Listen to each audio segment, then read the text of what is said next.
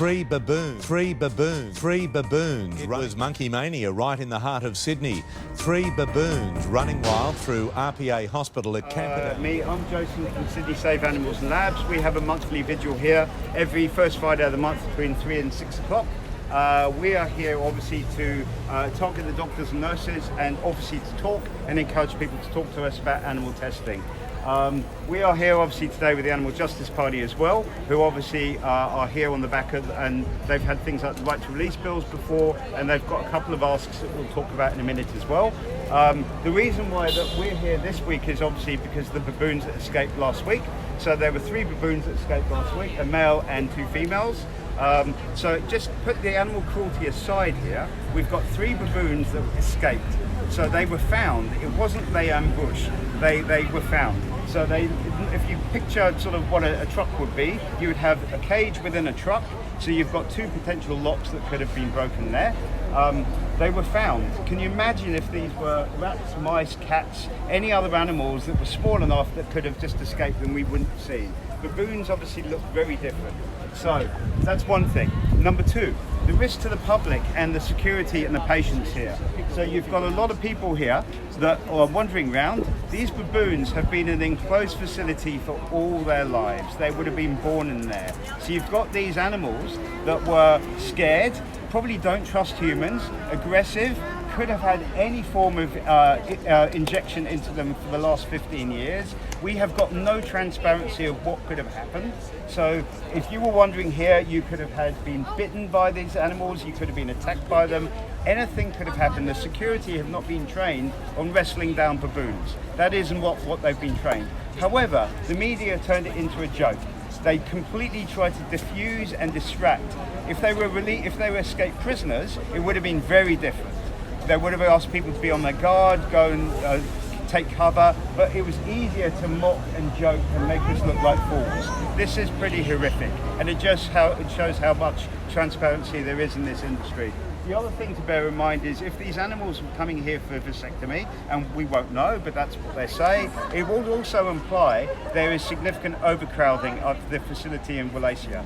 So you've got potentially 160 baboons over in Wallachia, which is in a suburban area near Leppington. So you've got people living nearby. Can you imagine if these baboons had escaped from an area like that and out in the public? The other thing to think about is the fact of if there's overcrowding in there, and obviously this was a fire area as well, can you imagine what it would be like in these areas here, where these baboons are stuck? They're probably bored, they're overcrowded facility, they're probably fighting each other. So instead of actually just having more transparency and letting people getting in to see them, it's just easier to give and talk about a vasectomy and just control them that way. What are they doing in this facility still? What we're here on the Friday is obviously for something called xenotransplantation. So again, we've been told by some doctors here in the last 14, 15 months that we've been here that there's no baboons here. Well, obviously there are. We've been told or we know from an article that was leaked in 2016 that the hospital here and the doctors are doing something called xenotransplantation, where that they use baby pigs and they grow these pigs and these hybrid organs into pigs to transplant into baboons to come into humans. So these pigs are born with almost no immune system, which is horrific in itself. And then they're basically put into, the intention has been put into humans for clinical trials because of organ donation is pretty low, and obviously people are getting sicker with unhealthy lifestyles. So what could be a fix here, an easy fix, is encouraging opt-out for organ donation or a plant-based diet, but instead let's test on animals. So we've got these animals that are having these tests in there. You could be sitting next to someone on a plane who has had a pig organ or a baboon organ in you.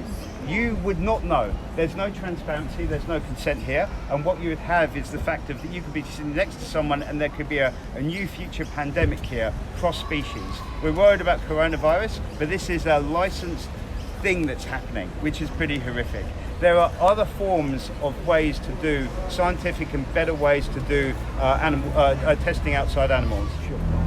So there's things like computer modeling, there's stem cells, there's all sorts of other ways that we can actually do, and we can talk about those as well. We don't need to be doing it, and it should be the government who should be actually funding that. And that's one of AJP's first asks, is to put money into funding and investing into non-animal based testing. And there's lots of places out in the world that are doing this successfully. Animal testing is 94% failure rate, where non-animal testing is 85% success rate. Where would you put your money? So that's one ask. The second ask we're asking as well is for these 3 baboons to go to be let out and go to whole of life for the whole of life animal sanctuary. That's the least of the 2 things that we're looking to do. So that's our message the AJP are putting to the government. So that's what we're here for. Thank you very much for being here. Please, there are some posters. Please share and talk about this online to everyone else. My name is Emma Hurst and I'm MLC for the Animal Justice Party. And there are hundreds of people here from the community who are shocked and outraged from Tuesday night with these baboons that escaped. It was a reminder to Australians that millions of animals are still being used in medical research. These are just 3 of the faces of millions of animals that are still being held captive. We know that there are hundreds of baboons that are being bred for research purposes, and we are calling for the industry to release Alfred. Alfred didn't have a name that we are aware of because this industry is so hidden. So the community have called him Alfred after the hospital that he has been released from. And we are calling for permanent sanctuary for Alfred and his 2 female companions. We would also like to see urgent action from the government to ensure that we are funding alternatives to stop the use of millions of animals in medical experimentation. This has been going on for too long. It's a hidden industry that is avoiding public scrutiny, and it's time to open those doors. If these industries are genuinely doing nothing wrong, then why is there so much secrecy within this industry? It's time for change. These animals now have faces and they have names. And of course, it's not just primates that are being used in medical experimentation. It's cats, dogs, native animals, farmed animals, rabbits, guinea pigs, and greyhounds are a major one. We've also heard reports that greyhounds are regularly used in medical research, dumped by an industry that doesn't want them anymore. It's time to expose what's happening in this industry, and it's time to fund alternatives.